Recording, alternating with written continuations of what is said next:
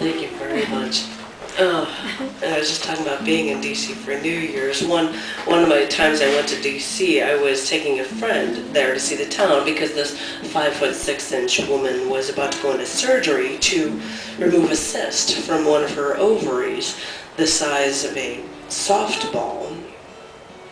Well, a friend was driving us to O'Hare Airport, but before we got on the road, I picked up one of those small Domino's pizzas, and as we started driving along the Kennedy, we agreed that the best bite of any slice of pizza was always that center point bite.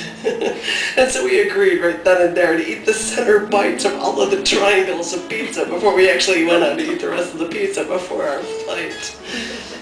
Yeah, and you know, another time I was flying to New Orleans on a business trip with another coworker. She was scheduled to fly with me. And now this coworker was cute as a button girl from Kentucky, and she was a riot to hang out with. And she was deathly afraid of flying.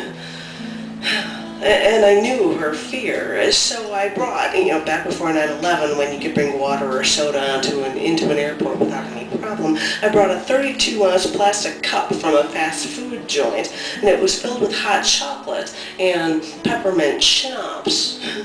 And she said she was afraid, so I told her to enjoy some drink before we got on the plane. And she ordered beers on the plane, and as I knew we were landing, I started telling her jokes and keeping her totally enthralled until I finally said, well, we've landed already, and we've made it, and everything is okay. I'm used to flying in airplanes for big events, even if the event is actually flying an airplane right before New Year's in Southwest Florida. Getting trained, photographing the view from the clouds before taking over the controls. Or going up in a plane in Longmont, Colorado with no side door and a parachute strapped to my back. And someone tells you, okay, we're up 12,500 feet now.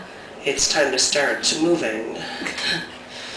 And you waddle to the open door, hold on to the fast-moving airplane for a second for dear life, and then let go. I've flown for family. I've flown to marry people in a wedding. I've flown for vacations. Flown for my mother's cremation.